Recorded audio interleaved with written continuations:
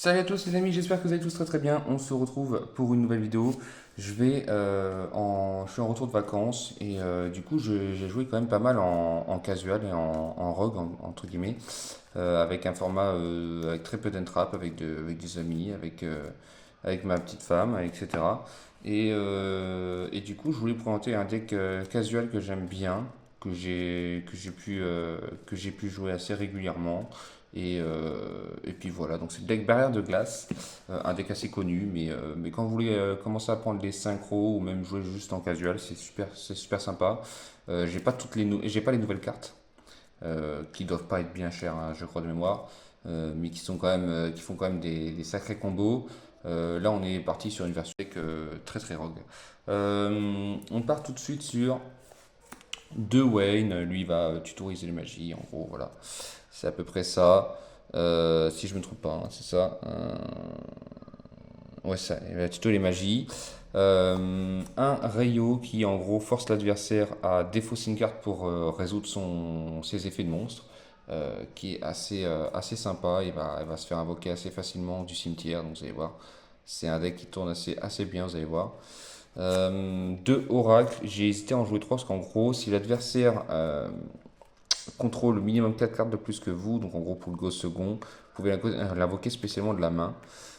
Et en gros, il ne peut activer qu'une magie piège par tour. Donc voilà. Ça empêche l'adversaire de jouer trop de cartes magie piège et c'est vrai que dans certains formats ça peut être pas mal. Euh, Trois révélatrices qui est un peu la starter principale puisque en gros vous allez pouvoir défausser une carte eau je crois ou une carte barrière de glace. Voilà, un autre monstre. Tant que vous contrôlez un autre monstre, barre de glace, votre adversaire n'est pas. On s'en fout. Ouais, vous pouvez défausser une carte, voilà ça. Une carte invoquée spécialement un monstre synthoniseur, barre de glace depuis votre deck. Et donc c'est Esprit Exact qu'on va invoquer, qu'on joue en x2. Parce qu'en gros, on aime bien en avoir un dans le deck, donc c'est pas mal. Et si tu le pioches, en gros, c'est un peu chiant. Surtout qu'en avoir un deuxième, ça peut être pas mal. Il y en a un deuxième qui va servir pour une autre carte plus tard, mais c'est pas grave. Et lui, en gros, il va envoyer une carte barre de glace de maximum niveau 4, je crois. Maximum niveau 3, voilà. Maximum niveau 3 depuis le deck au cimetière pour prendre son niveau, en gros. Donc voilà. Trois communicatrices qui s'invoquent spécialement si vous contrôlez la barre de glace. Donc du coup, ça vous permet de faire des synchros plus rapidement. Ensuite, le reste, ça va être un peu plus à part. On joue trois prieurs. Parce que prieur, c'est pareil, ça s'invoque SP. Par contre, une fois qu'on l'a invoqué SP, il faut l'invoquer dans les derniers parce qu'après, on peut plus invoquer de monstres même niveau 5. Donc, en gros, il faut faire les grosses synchros avant. Sinon, après, vous êtes lock dans les niveaux. Donc, vous pouvez pas jouer de monstres de minimum niveau 5. Donc, voilà, c'est moins niveau 5. Donc, après, ça peut être la X6, par exemple. Les X6 sont pas affectés, les liens sont pas affectés par ça. Donc, voilà. Et sinon, il a un autre effet que je vous laisserai lire, etc. Défenseur, lui, qui est joué juste pour son niveau, pour le esprit exa. Voilà. Trois grenouilles démons. Je joue pas les autres grenouilles. Je joue pas les autres grenouilles, je joue juste la grenouille démon qui peut se spé en envoyant un monstre haut et qui peut du coup faire la Xyz. Et donc, du coup, par rapport à la Xyz, on joue des Aqua. Donc voilà, tout ça c'est Aqua. Hein, tout ça c'est Aqua, donc c'est pour ça que je l'ai mis à part. Tac. Donc on joue un Aqua niveau 2. On joue un autre Aqua niveau 2 qui est barre de glace aussi. Et après, on joue autre chose. Donc ça, c'est pour le pack défenseur. Le défenseur, pas pour faire la Xyz, mais pour son effet de sacrifier un Aqua. Mais plus pour le niveau de Esprit Exa. Mais bon, ça peut rentrer avec les Aqua. Ah oui, je suis un petit peu trop haut. J'ai pas fait gaffe. Je suis un petit peu trop haut. Et le sorcier et le garde secret qui sont niveau 2, donc du coup qui peuvent servir. Tac. Ensuite, on joue le ménestrel des profondeurs, qui est super fort. Qui est super fort. Il est serpent de mer et ça a sa particularité parce qu'il y a une carte qui va l'invoquer. Il y a le poisson pêcheur silencieux qui est juste un extend. Voilà, simplement juste un extend, puisqu'il y a besoin d'avoir des extends et en plus c'est niveau 4, donc c'est assez intéressant pour faire les synchros. On a la diva des profondeurs qui va directement invoquer le ménestrel, voilà, les deux vont ensemble. Les deux vont ensemble. Ensuite, dans les magies pièges, on a les 3 emblèmes qui va tuto un barrière de glace. On a les 3 chaînes glaciales qui va les invoquer du cimetière. Et on a les 3 vents au-dessus de la barrière de glace parce que du coup on joue beaucoup. Alors je joue pas d'entrap du coup. Je jouais dans un format sans entrap comme je vous disais, donc je jouais pas de cartes un peu méta, mais par contre ça peut se remplacer tout ça. 3 vents au-dessus de la barre de glace qui est assez intéressant parce qu'en gros vous sacrifiez un monstre barre de glace que vous contrôlez pour en invoquer un autre du deck. Et je crois pas qu'il y ait de max niveau 4 par contre. Et ils ont des effets assez sympas. Donc voilà. Donc voilà, c'est une carte qui peut être réduite mais qui est assez intéressante je trouvais. J'ai mis juste un petit Monster Reborn pour compléter, voilà, parce que comme je dis on jouait pas d'entrap donc il n'y avait pas de hache ni rien, j'avais de la place. J'ai mis Monster Reborn. J'ai mis Sacrifice Inutile. Parce que je joue sauvetage et surface. Surface avec le sacrifice inutile qui est vachement bien.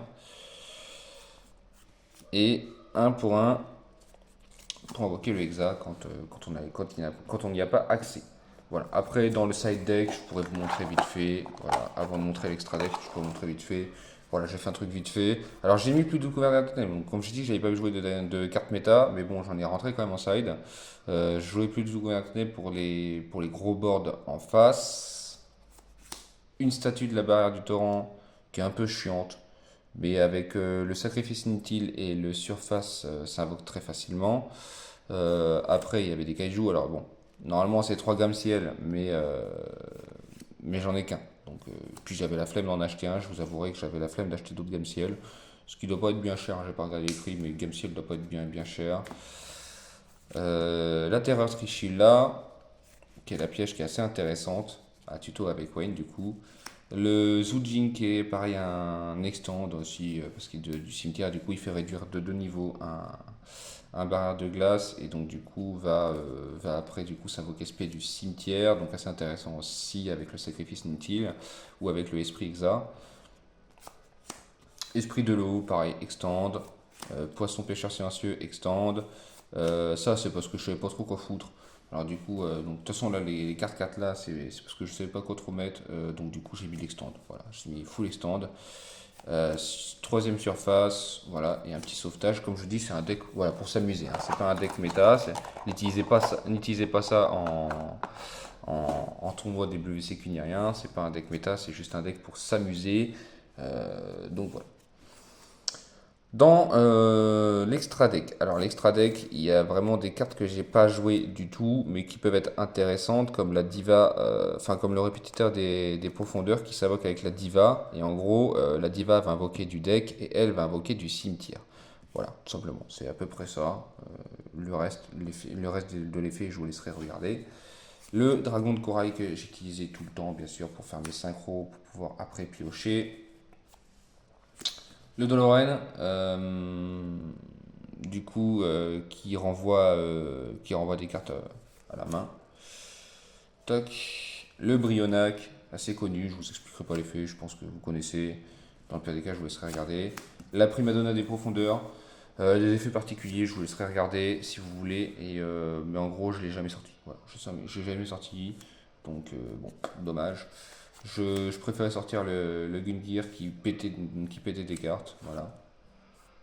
Le Trishula que j'avais un peu de mal à sortir proprement. Je le sortais souvent avec elle. Voilà, tout simplement elle. C'était facile à invoquer et donc du coup j'ai invoqué Trishula avec. Le dragon synchro de l'aile de cristal que j'arrivais à faire assez régulièrement quand même. Donc voilà. Il a sa place, même si son seul problème c'est qu'il est vent. Mais sinon, dans le reste, dans l'état, le reste, c'était pas trop mal. Ça me permettait de donner un effet. Le crapaudylique, qui est super fort dans le deck. Je l'ai invoqué tout le temps. J'ai hésité à le jouer en x3. Bon, voilà, je l'ai pas fait. Mais dans l'état, c'est vrai qu'il est très intéressant, très fort. La roche marbrée marine 16 qui va avec sa petite sœur Anémone. En gros, vous faites Anémone, ça vous permet de réinvoquer du cimetière un monstre haut. Et donc du coup, après, au tour d'après, vous pouvez faire la roche marbrée qui du coup va récupérer Anémone pour pouvoir le refaire plus tard. Ça permet de recycler Anémone, c'est pas mal. Et Eria, la charmeuse de l'eau gentille. qui est là quand vous faites interrompre, et puis que vous pouvez pas continuer à faire des synchros ou quoi que ce soit, vous n'avez pas de synthoniseur sur le terrain, vous avez deux monstres, vous faites Area, ça vous permet d'aller tuto un monstre après, quand elle se fait péter, donc voilà. J'espère que ce deck vous aura plu. Après, il y a des combos très faciles à jouer hein, en une carte combo, même deux cartes, enfin en deux cartes combo, on va dire. Vous avez, si vous avez Révélatrice et admettons, je sais pas, on va dire elle, qui est une x3 aussi, donc du coup vous pouvez avoir suffisamment assez souvent et n'importe quoi, on s'en fiche, hein, on va dire sacrifice inutile. Et bien vous, ce que vous allez faire, c'est que vous allez pouvoir norme la révélatrice, défausser sacrifice inutile, aller invoquer tout simplement le esprit exa. Esprit exa, vous allez faire son effet, vous allez envoyer tout simplement le niveau 3, il va passer niveau 3. Tac, vous contrôlez des barres de glace, vous allez pouvoir invoquer la communicatrice et du coup, vous allez pouvoir faire 4 et 3 ça fait 7 et 4 ça fait 11. Hop. Et là vous avez déjà directement avec un one card combo. Hop, celui-ci. Voilà. C'est tout simple. C'est tout simple.